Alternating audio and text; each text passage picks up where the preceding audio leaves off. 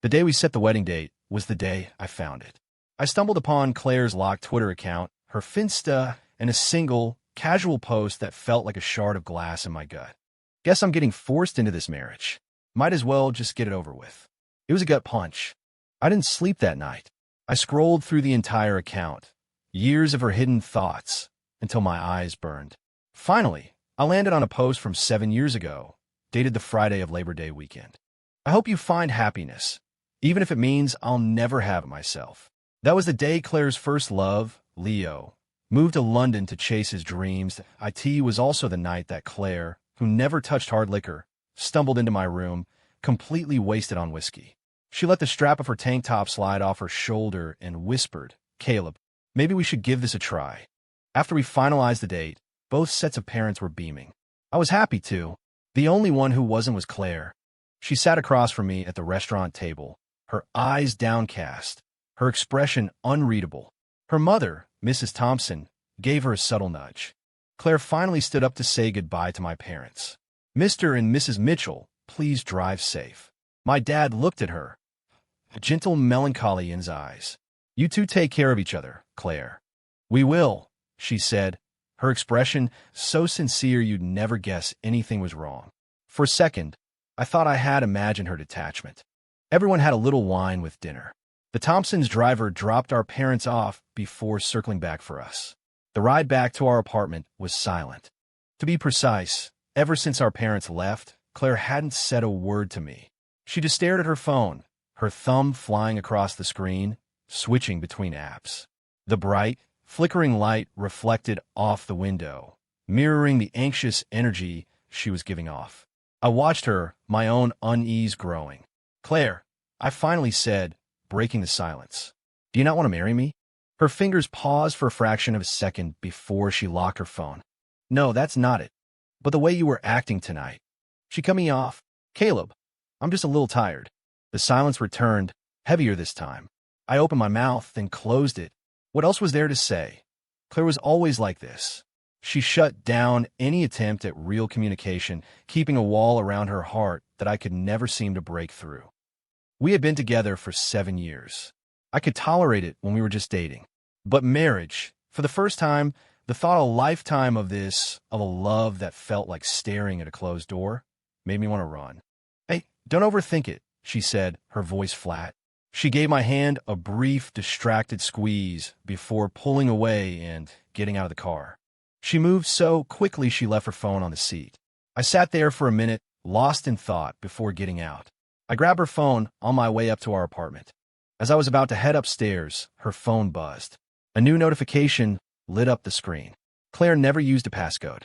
I hesitated for a moment, then my curiosity won. I tapped the screen. It was a text from her friend, Megan. "Seafood feast tomorrow night on you." Claire had a lot of friends. Dinners out were common. I felt a small wave of relief and dismissed it. But as I went to exit the notification, my thumb hit the wrong spot and swiped to the app switcher. And there it was. The last app she'd been on. Twitter. "Guess I'm getting forced into this marriage. Might as well just get it over with." Posted 30 minutes ago. The words shot straight into my heart. When I handed Claire her phone, a flicker of alarm crossed her face. "Where did you find this?" "You left it in the Uber." My voice was hoarse, but she didn't seem to notice. She just nodded. "Oh, well, good night." Claire was meticulous about her sleep schedule, claiming it was the secret to staying beautiful. It's why we'd always slept in separate rooms, even after moving in together. I watched her walk away, my hand unclasping from a fist I didn't realize I'd been making. The tension drained out of me, leaving me feeling hollow. I went into my room and locked the door. My fingers typed in the Twitter handle I had already memorized. I'd assumed it was a Finsta, something recent. But when I saw the registration date, I realized I was wrong. The account was 8 years old. The most recent tweet was the one she'd sent from the car. I pictured her expression then, the agitation, the dismissiveness, and a cold dread washed over me. It wasn't my imagination. It was real. We'd been together for 7 years. Our parents had been pushing for marriage for ages. But I always knew Claire wasn't ready. She was more than just hesitant. She actively resisted it. Every time the topic came up, I was the one making excuses for her, shielding her from the pressure. If it hadn't been for what she said at my birthday party a few months ago, a rare, public declaration of her love, I never would have had the courage to propose. And now, it was clear I'd been deluding myself again. My eyes started to burn. I frantically scrolled past the post. May 13th. Guess I'll never be a cat person. So annoying. The post included a picture of an adorable Selkirk Rex kitten.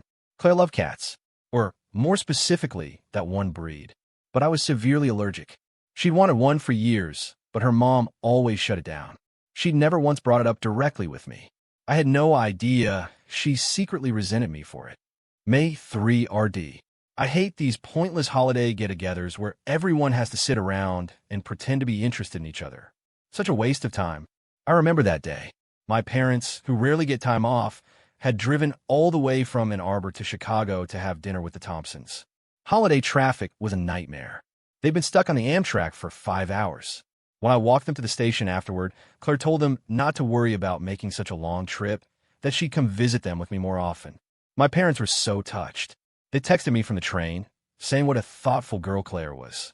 None of us knew she was secretly hating every minute of it. The bitterness in my chest was suffocating. I kept scrolling. April 17th. Sometimes a quiet life is nice. Other times it's just boring. Can't tell if I'm talking about him or my life. Probably both. February 10th. Forgot his birthday gift again, but I think I spun it well. Words can be a gift, right? February 5th. Here we go again. My least favorite part of the year is coming up. For an 8-year-old account, she didn't post often, but every tweet was a direct hit to my heart. I read slowly, taking in every word all night long. It felt like being methodically dissected with a dull knife. By dawn, I was numb, desensitized. Nothing could hurt me anymore, until I scrolled back 7 years and walked into a new level of hell. September 1st, the Friday of Labor Day weekend. I knew that date better than my own birthday. It was our anniversary, but the post she made that day wasn't about me. It was about someone else. I hope you find happiness, even if it means I'll never have it myself. My mind went blank. It took a long moment for the pieces to click into place. That wasn't just our anniversary. It was the day she and Leo Vance broke up. The day he got on a plane to London to chase his dreams. And it was the same night she stumbled into my room, reeking of whiskey, and slurred, "Caleb, maybe we should give this a try." The memory was as clear as if it had happened yesterday. But remembering it now brought a pain that felt like it was tearing my lungs apart. I'd been smitten with Claire from the moment I saw her. The summer after I graduated high school, I finally worked up the nerve to tell her how I felt. But she left the house early that morning. I waited until noon, but she never came back. Frustrated with my own spiraling thoughts, I just called her. Before I could say anything, I heard her friend Megan yelling in the background. "Claire, get your man. He's about to clean me out in poker. Stop it." Claire's voice was light, full of laughter. She didn't correct Megan. I stood there, phone pressed to my ear, frozen. "Caleb, you there? Did you need something?" she asked, her voice pulling me from my trance. "Yeah, I'm here. I can hear you. It's nothing, never mind." I choked back a lump in my throat, but the waver in my voice gave me away. I'm sure she heard it, but after a brief pause, she said nothing. "Okay then." Just before she hung up, I heard his voice. Leo's voice. "Pay up. A deal's a deal." My parents and Claire's were old college friends. They were close back then, but lost touch after graduation as life pulled them in different directions. They reconnected because I ended up going to high school near their house in Ann Arbor. When Mrs. Thompson found out, she insisted I live with them. She said she wanted to see what having a son felt like. We couldn't possibly impose. My parents protested, but Mrs. Thompson was firm. "Nonsense. My daughter is so independent she's practically a stranger. Not sweet like Caleb. He'll be a great influence. I promise we'll take good care of him." And just like that, I moved in with the Thompsons. And I met Claire. The first time I saw her, she was wearing a simple white sundress. It was the most ordinary outfit, but on her, it was breathtaking. I just stared. She must have been used to that kind of attention. Completely unfazed, she held out her hand. "I'm Claire. Caleb." I managed, my hand shaking as I took hers. The moment I felt the warmth of her skin, our faded, almost tragic connection began. High school was a grind. Claire was a year behind me. I could help her with calculus problems she didn't understand, and she could fill me in on all the school gossip I missed.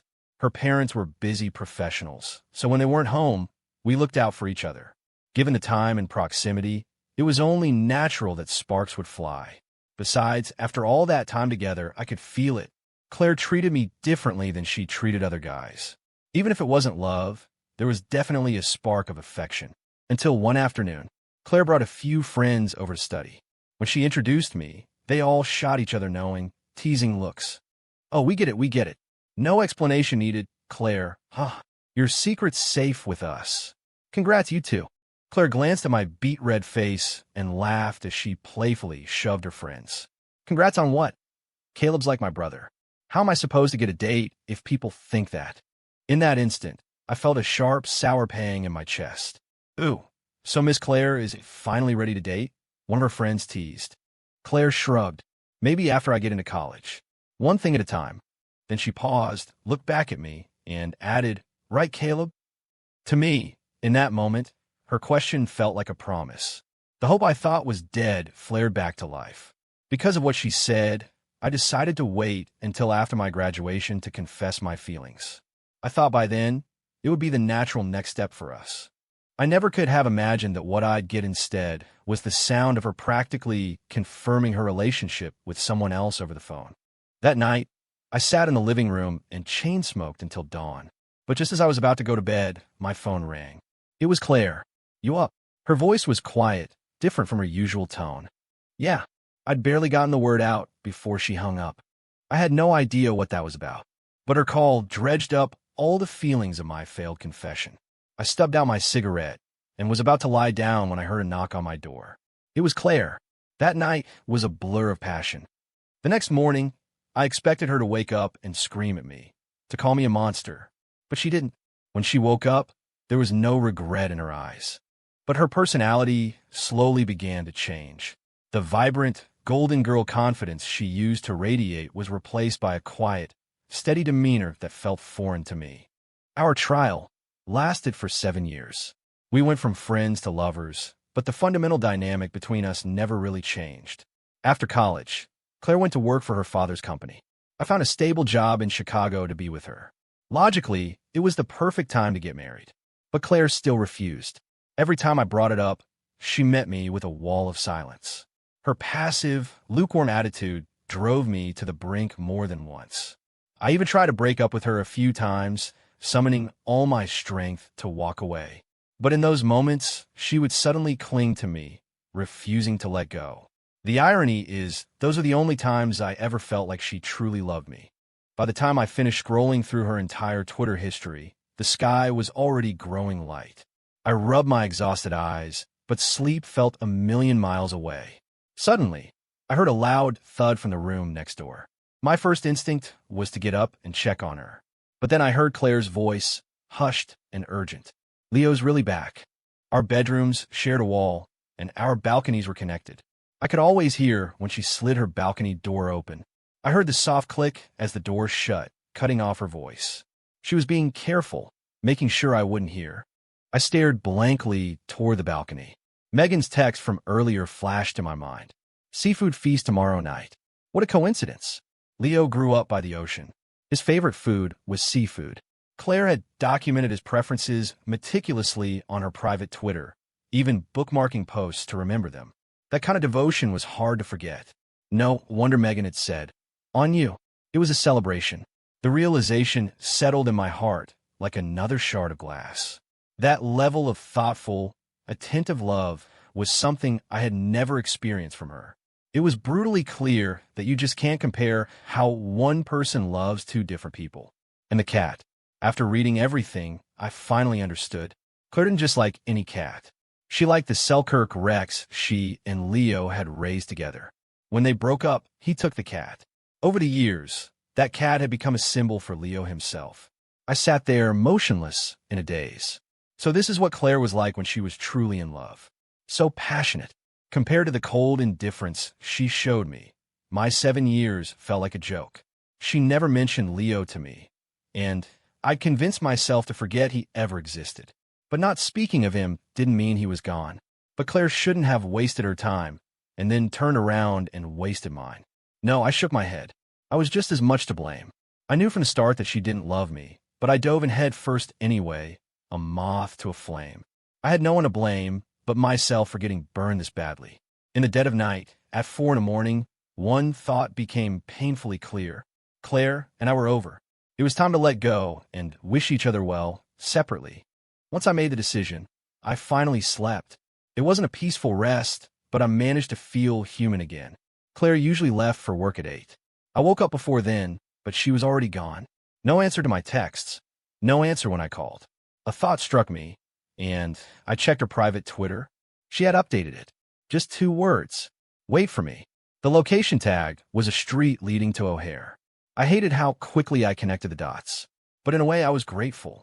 Every new disappointment made the decision to leave that much easier. I sat with my phone in my hand until noon. Still no word from Claire. Her Twitter account remained silent. She must have met up with Leo by now. A reunion of first loves, old flames rekindled. Everything they did would feel justified. I hung my head trying to block out the images my mind was creating. My eyes landed on a framed photo on the couch's end table. A picture of us both smiling. We looked so happy, as if no chasm existed between us. I had moved to Chicago for her. After a late-night call, where she'd whispered, "I miss you," I quit my civil service job back home without a second thought. To celebrate the end of our 1.5 years of long distance, I'd insisted we take that photo. Back then, things between us had felt good. My gaze darkened. I turned the photo frame face down.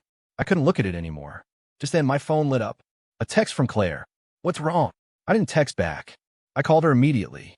It rang for a while before she picked up. "Hello." The background was noisy, a faint cacophony of voices and clatter. I couldn't make it out, and I didn't care enough to ask. "You need to come home. We need to talk. Can't we just talk on the phone?" Her voice was flat, but I could hear the thread of impatience woven through it. I was just as stubborn. "No, this has to be in person." Those 7 years might have been a game to her, but they weren't to me. If this was the end, I wanted to do it face to face. "Caleb, I'm busy." She used my full name, a rare occurrence. The warning in her tone was unmistakable. Her attitude sparked my anger, and the words tumbled out before I could stop them. "Are you really busy? Or are you just welcoming back an old friend?" I snapped. "You know exactly what I'm talking about, Claire." Her breathing hitched on the other end of the line. "Are you spying on me?" I was too tired to fight. "I'll wait for 1 hour. Whether you show up is on you." "I'm hanging up." "Wait," she called out, then quickly rattled off an address. "Come here right now. Come and see for yourself if it's what you think it is." The private room at the restaurant was huge, but only Claire and Megan were inside. Megan had never liked me, but she still managed a grudging hello. I ignored her and walked straight to Claire. "When did you start needing to check up on me?" Claire asked. She'd had a few drinks. Her emotions were closer to the surface than usual. I glanced at the lavish spread of seafood covering the table. My voice was calm. "That's a lot of food for 2 people. Seems wasteful." Claire's brow furrowed. "You still don't believe me?" "Claire, do you really think I'm an idiot?" The scent of a man's cologne hung in the air, too distinct to be a coincidence. A black leather briefcase sat on the chair next to hers. Most importantly, my skin was already starting to itch. The familiar onset of an allergic reaction. "Claire, let's break up." I didn't come here to investigate her or to be convinced of her innocence. I came for myself, to satisfy some stubborn need for closure. Now that the words were out, I felt no regret. I wasn't turning back. Claire stared at me, stunned. A flicker of anger appeared in her eyes. "We're about to get married, and you're pulling this. Next time you cheat, you should probably delete your private Twitter account first." I cut her off with a sad smile. "Don't make such an amateur mistake again." For the first time, I saw genuine panic in Claire Thompson's eyes. I had already packed my bags while I was waiting for her. My letter of resignation was already in my boss's inbox. As for the breakup, I sent a carefully worded text to her mother, Mrs. Thompson. After taking care of everything, I went to an urgent care clinic. 2 bags of 4 fluids later, the allergic reaction finally started to subside. But as the physical discomfort faded, it was replaced by a crushing wave of sorrow. This was 7 years, not 7 months or 7 days. My entire adult life had been built around Claire. Pulling her out of my heart felt like an impossible, brutal surgery. But I had to do it. My parents were the last to know. Mrs. Thompson couldn't reach me, so she called them. Seeing them arrive, looking so tired and worried from their rush trip, made my heart ache. I'd never been a cause for concern for them growing up, but my relationship with Claire had brought them nothing but worry. I felt like a terrible son. Mr. and Mrs. Thompson were there too, their faces etched with guilt. They wanted to say something, to try and fix it, but the words wouldn't come. They already knew about Claire and Leo. My dad sighed, then gently asked them to step outside to talk. Eventually, Claire arrived. She stood a few feet away, watching me, her eyes a storm of complex emotions. "Does it hurt?" she asked quietly. "The four, you mean?" I lifted my hand, my tone light. "You knew I was severely allergic to cats, but you still had me come to a place where one had clearly been. Asking if it hurts now is a little late, don't you think?" Claire flinched. After a long silence, our parents came back into the room. My dad looked at Claire with deep disappointment and announced that the wedding was off. From now on, we would go our separate ways. My mom, her eyes red, wrapped her arms around me. "Caleb," she whispered, "we're going home." As my parents were leading me out, Mrs. Thompson gave Claire a hard shove forward. She stumbled, catching herself right in front of me. Her voice was tight with desperation. "Caleb, Claire, let's just end it here." My voice was soft, almost a whisper, but it was final. There was no room for negotiation. I saw the light in Claire's eyes extinguish. It was strange. I was finally giving her the freedom she always wanted. Back home in Ann Arbor, I didn't rush into finding a new job. I gave myself a long overdue vacation. For a month, I traveled alone, exploring places I'd always wanted to see. At first, the nights were hard. The grief would ambush me in the dark, leaving me feeling wrecked and alone. But slowly, as time passed, my focus shifted from the pain inside me to the beauty in front of me. That part of my heart that had been shrouded in shadow for 7 years was finally seeing sunlight. I felt like I could live a normal life again. When I got home, my parents saw the change in me and were finally able to relax. They assured me I would find someone better someday. I was scrolling through job listings on LinkedIn and just nodded vaguely. "In that case, take a look at this," my mom said, sliding a folder in front of me, her eyes sparkling with anticipation. I had a bad feeling about this. "What is this?" "Your father's former students. Every single one of them is poised, brilliant, and beautiful." My dad was a teacher. Over his 30-year career, he'd taught countless bright students. The implication of the folder was obvious. Sensing my hesitation, my mom softened her approach. "You could just look. Nobody's asking you to jump into a new relationship right now." I started flipping through it just to humor her, but the first profile stopped me cold. The woman in the photo was undeniably stunning. My mom smiled knowingly. "That's Evelyn Reed, your dad's favorite student. She started her own company right after graduating from U of M. Now, she's one of the top young entrepreneurs in the state. Evelyn is so thoughtful. She always makes time to visit your dad every year. Oh, and that back surgery your dad had 2 years ago, Evelyn found the best surgeon in the country to do it." My mom stopped abruptly, realizing she'd said too much. But I'd already heard it. "Dad had surgery. Why didn't you tell me?" And it was a serious operation. How could I, his son, have been completely in the dark? "Your dad didn't want us to say anything. He was afraid you'd worry. Besides, his recovery went very well. Evelyn was wonderful. She visited us all the time back then." A sharp pang of guilt hit me. All those years I spent chasing after Claire in Chicago. How much had I missed back home? I remembered my dad occasionally rubbing his back, and I just assumed it was an old ache from his years of teaching. I'd send him some pain relief cream, ask how he was feeling, and leave it at that. I had done nothing. "So, what do you think of Evelyn? If you're interested, I can set up a meeting," my mom said, gently changing the subject. I looked at the picture again. "Okay," I said quietly. My mom, fearing I'd change my mind, immediately went to call Dr. Reed, but my mind was elsewhere. I just wanted to learn more about my dad's condition, and to thank her. "Your father has a history of herniated discs. It got worse and started compressing a nerve, which is why he needed the surgery," Evelyn explained, her voice calm and reassuring. She had the presence of a professor, not a CEO. "But please don't worry. All of his follow-up scans have been excellent." She pushed a folder of medical reports across the table to me. I looked through them, one by one, and noticed how meticulous she was. The reports were arranged chronologically. She had used a red pen to circle any metric that was slightly off, with handwritten notes on what to watch for. My mom was right. There was something incredibly trustworthy about her. "Thank you," I said sincerely. Evelyn smiled. "It was the least I could do. Your father helped me so much when I was his student." Evelyn came from a low-income family. She almost had to drop out her freshman year of high school. My dad had sponsored her education, paying for her expenses every year so she could finish school. I knew my dad had sponsored a student, but I never knew it was Evelyn. "By the way, are you looking for a job?" she asked, her eyes falling on the resume I had placed on the table. I had come straight from an interview after getting her call. I didn't want to miss the chance to meet her, since her schedule was so packed. "Yeah, mind if I take a look?" I was surprised. "Sure." Evelyn scanned my resume, an eyebrow raised slightly. "This is a very impressive resume. I happen to know a few companies that are hiring. I could make an introduction, if you'd like." "That would be incredible." My face lit up. "Yes, please."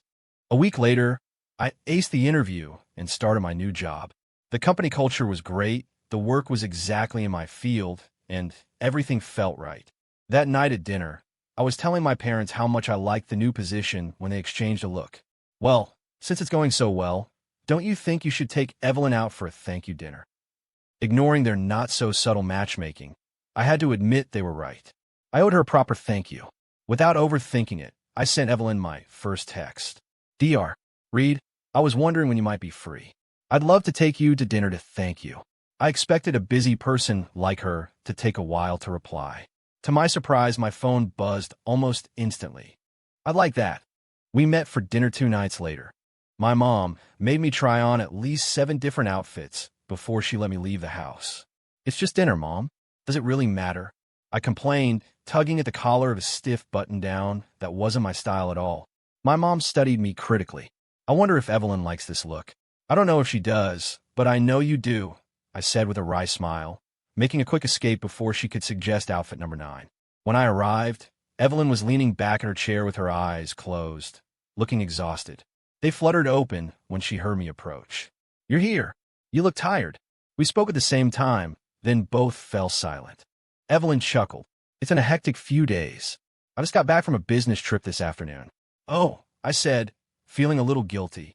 "If I'd known you were so busy, I would have scheduled this for later." She pushed the menu toward me, her expression serious. "I made a promise, and I believe in keeping my promises. Besides, I wouldn't want you to dock my impression score." I felt a nerve in my temple twitch. "Impression score?"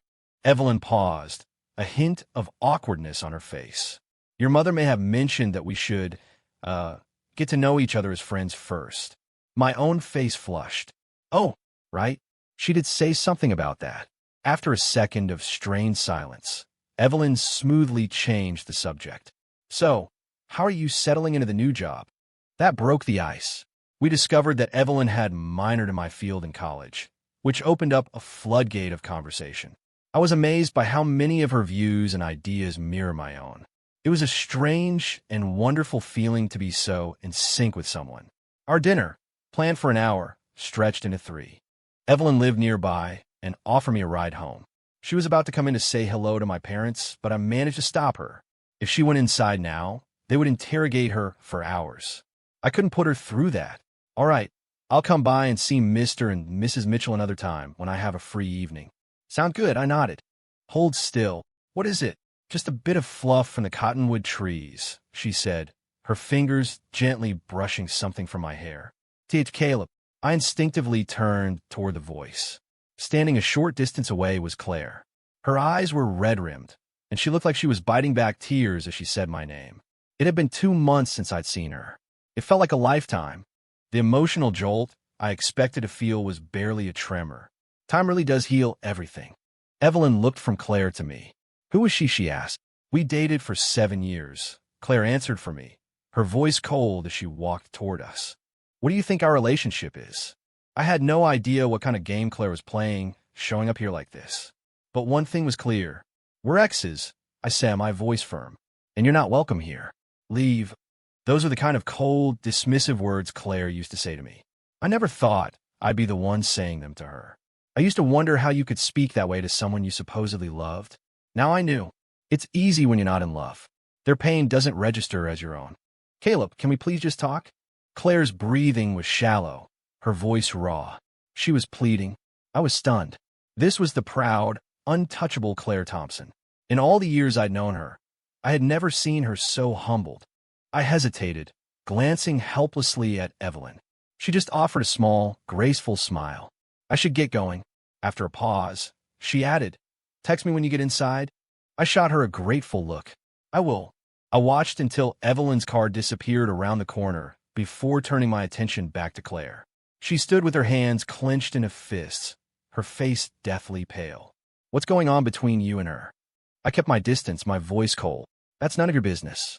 I'm not with Leo, she blurted out, her voice a mix of desperation and something that sounded almost like a whine. I was wrong to hide it from you. I'm sorry, okay. Her sudden apology caught me off guard. I had assumed they would have gotten together right after our breakup. It doesn't matter to me anymore, I said, meeting her eyes, my own perfectly calm. Claire, you know that seeing you with Leo wasn't the real reason we broke up. The real reason was that she never loved me. Not only did she not love me, she wasted my time and my feelings. Thinking about it now, a familiar tightness returned to my chest. Claire knew what I was talking about. She couldn't deny it. Every word on that Twitter account was a true reflection of her feelings. She desperately wanted to tell me that in the time I'd been gone, she'd finally realized how much I meant to her. She wanted to reconcile, to walk down the aisle with me, just like we'd planned. But it was as if something was caught in her throat. She couldn't speak. Under the dim streetlights, she stood frozen, a statue of regret, and could only watch as I walked further and further away. After the breakup, I blocked Claire on everything. Everything except that private Twitter account. I kept it as a reminder, a safeguard against my own weakness. It worked. I moved on from our 7 years of turmoil surprisingly fast. In hindsight, it wasn't that complicated. The time I invested in her was what made her seem so precious. I had forgotten that the most precious thing in my life should have been myself. Life went on after Claire left. It was quieter, freer, and happier. Still, I felt awkward that Evelyn had to witness that scene. We didn't talk for a few days, and I assumed that was the end of our short-lived blind date. But a week later, she showed up at my house. She came with gifts, specifically to visit my parents. I got home from work to find them all laughing together in the living room. You're home. Go keep Evelyn company while your father and I get dinner ready, my mom said, ushering my dad into the kitchen. Suddenly, Evelyn and I were alone. I cleared my throat, trying to dispel the awkwardness. Not busy today. Not today. You seem pretty busy, though. You haven't been answering my texts, she teased with a smile. I felt my cheeks warm. Anyone would be embarrassed after you witnessed a scene like that. Her expression turned serious. You could have just explained it to me. When you didn't say anything and didn't reply to my texts, I figure I should just come here and ask you myself. I was speechless. Her words implied that she was serious about us, about seeing where this could go. As if reading my mind, she added, yes, it's exactly what you think. I looked down, silent for a moment before speaking. She's my ex-girlfriend. We just broke up. I know that much. Of course she did. She visited my parents often enough to know the backstory. I want to know something else. What? Do you still have feelings for her? I paused. No. Good. That's all I needed to know. Her smile deepened. That conversation was like turning a page. After that, Evelyn and I started to seriously get to know each other. Our get-togethers slowly turned into dates. She was the complete opposite of Claire. If something was on her mind, she said it. No games, no secrets. I loved that feeling of mutual honesty. It was a kind of respect I had never been given in my last relationship. Simply put, being with her was easy. My parents were, of course, thrilled. They had her over for dinner every chance they got. And with each meeting, I could feel my affection for Evelyn growing, getting closer and closer to the real thing. Mr. Thompson called me. That's how I found out that Mrs. Thompson had gotten sick after I left. It wasn't life-threatening, but she'd been ill for a while and wasn't getting better. He asked if I would come visit her. I couldn't say no. For all the years I lived with them, they had treated me like their own son. Claire had wronged me, but her parents had been nothing but kind. Worried that Evelyn might misunderstand, I told her about the trip right after I got off the phone. She checked her calendar and sighed. I have back-to-back meetings for the next few days. I can't go with you. I couldn't help but smile. I'm not a child. I don't need a chaperone. She smiled back. I'm not worried about you. I'm worried about her cornering you again. Mr. Thompson promised me Claire won't be there. Evelyn's expression relaxed slightly.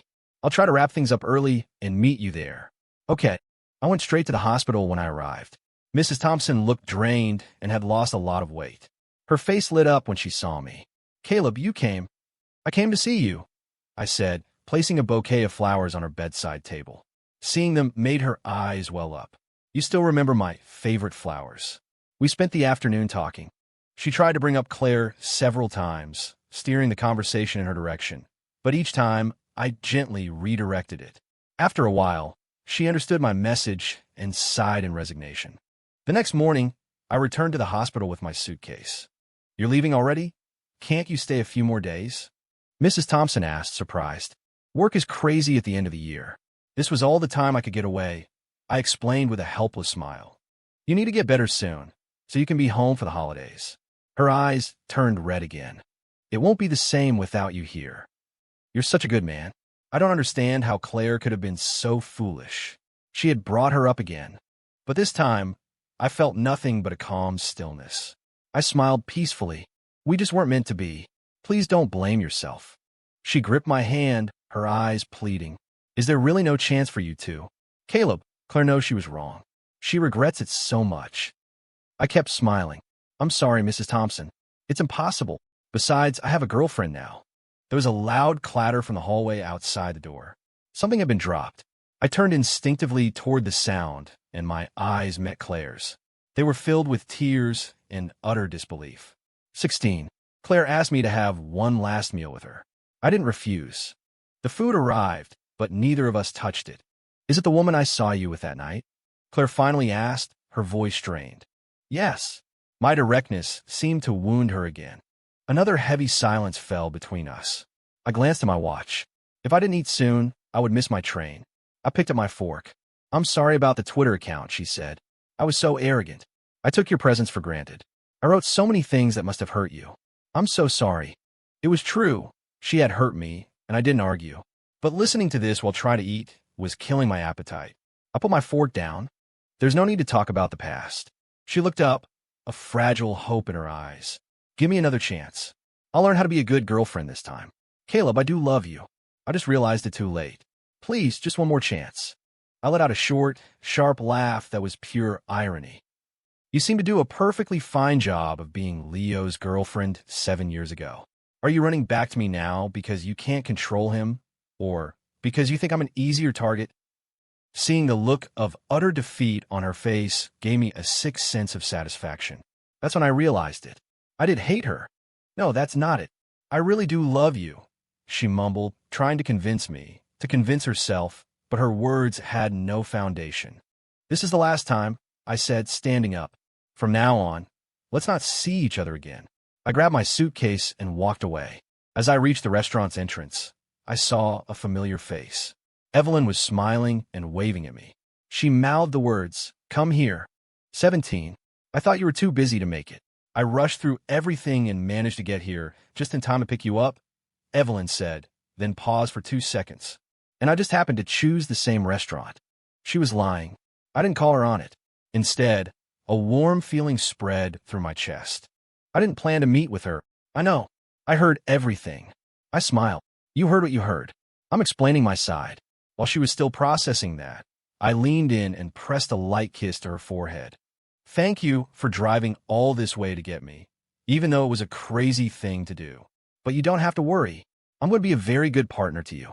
When a genuine heart meets another, honesty becomes effortless.